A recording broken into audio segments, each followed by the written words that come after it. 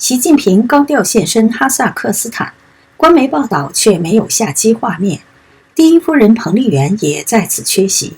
这场被官媒形容为获得超高规格接待的访问，背后藏着多少不寻常？这场中国中亚峰会，表面是习近平维稳外交，实则背后藏着三大疑云：权力交接风声未断，健康异常传闻未平，中共内斗暗潮汹涌。央视刻意剪掉的下机片段，成了外界解读习近平状态的最大疑点。这究竟是习近平重掌大权的反击，还是被迫出访配合演出？更诡异的是，这场峰会正于 G7 同步召开，中亚瞬间成为中美对抗的新战场。你好，这里是希望世界要闻透视，我是杨正。中共党魁习近平16号乘专机抵达哈萨克斯坦首都阿斯塔纳，出席第2届中国中亚峰会。哈萨克斯坦总统托卡耶夫亲自率高级官员到机场迎接。中共央视报道中，习近平走出机舱后，紧接着就是与托卡耶夫握手的画面，中间走下舷梯的画面全部被剪掉。以往习近平出访，央视报道总会有他下飞机的画面，而这也是外界观察习近平健康状态的一个重要机会。习近平这次出访也未见夫人彭丽媛陪同。习近平向来有帅妻狂魔之称，因为以往他常常都会带夫人一起出访，而今年这已经是习近平第3次出访，都未见彭丽媛陪同。中共官方的报道竭力凸显习近平如何受重视、受欢迎。人民日报强调，哈萨克斯坦总统托卡耶夫顶着烈日专程到机场欢迎习近平。当习近平的专机进入哈萨克斯坦领空后，哈方派出战机升空护航，用超高规格欢迎习近平。央视的报道则给了所谓当地企业及留学生代表组成的欢迎队伍长长的镜头，以显示习近平如何受欢迎。而以往常常爆出，这些欢迎人群往往都是当地中共使馆花钱雇来的。有评论指，在当前中国经济低迷、失业率高企、民怨沸腾之际，北京当局借此忽悠民众，显示中共有多么强大。习近平当天与托卡耶夫举行了双边会谈。17号，习近平将出席于哈萨克、吉尔吉斯、塔吉克、土库曼、乌兹别克领导人的第2届中国中亚峰会。近来，习近平失势的传闻甚嚣尘上，甚至传出他被软禁等传闻。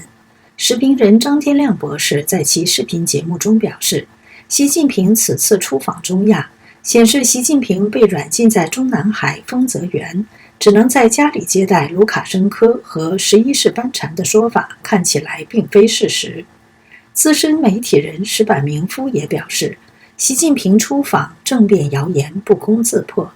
石板明夫认为，习近平在家里接待卢卡申科和11世班禅，很可能是因为健康原因。在此之前，习近平消失了2个星期，可能是做了个不大不小的手术。海外社交平台 X 账号照明 Observe 则发帖分析，习近平5月9号出席莫斯科阅兵，回国后又视察河南，5月20号到6月3号消失2个星期，6月4号会见白俄卢卡申科，6月16号出访哈萨克斯坦。这种高强度出访说明习近平消失不是健康原因，而是政治斗争原因。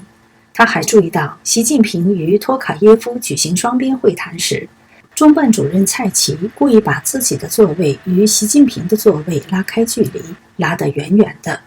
近来随着习近平失势传闻发酵，以往不离习近平左右的蔡奇也常常缺席习近平外访的场合。有人认为，蔡奇作为习近平的亲信受到牵连，风头不在。也有传闻称，蔡奇也背叛了习近平。然而，中共黑箱政治下，上述传闻难以印证。观众朋友，你觉得蔡奇和习近平之间出现一个大空当，原因会是什么呢？欢迎在评论区写下你的看法。有媒体引述权威人士报道，习近平表面仍在台上，实则大势已去。前总理温家宝、现任军委副主席张又侠等已成为左右中共政局的关键因素。习近平现在只是在配合演戏，告诉他干什么就干什么。那么习近平此次出访究竟是个人意志还是配合演戏，恐怕还是一个问号。本届中国中亚峰会于在加拿大举行的七国集团峰会同一时间召开。彭博社16号分析，习近平通过访问作为大国利益角逐之地的中亚，与同期召开的 G7 峰会互别苗头。2023年5月，习近平在中国西安主持了首届中国中亚峰会，这次峰会也和 G7 峰会撞期。纽约时报说，中国中亚峰会是中国更广泛目标的一部分，目的是加强与志同道合国家的经济和政治伙伴关系，以对抗美国主导的世界秩序。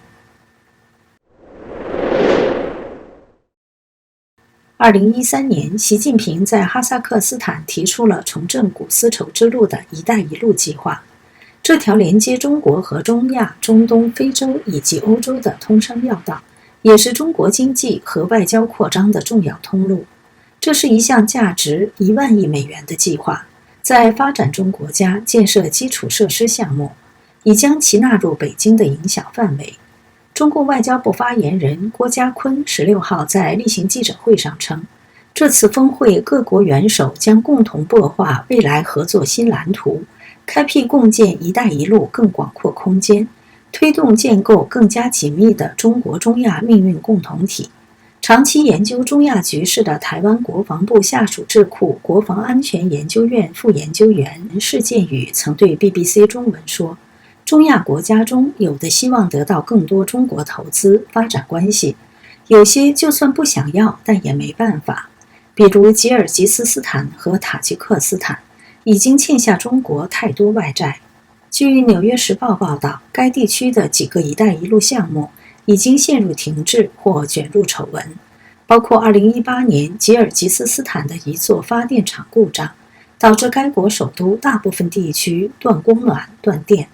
当地居民抗议他们的国家对中国的负债过高，以及中共在新疆拘禁穆斯林少数民族。中方在哈萨克斯坦投资的一些石油矿业公司曾被指与当地腐败官员勾结，引发环境污染，涉入土地争议，引发当地民众对中国的不满和反对。中共的扩张企图早已引起西方国家的关注。第一届中国中亚峰会之际，欧盟委员会主席冯德莱恩和时任美国总统拜登、日本首相岸田在G7峰会期间共同主持了一场关于全球基础设施与投资伙伴关系的讨论。外界普遍认为，这个倡议是G7为了应对“一带一路”而提出的。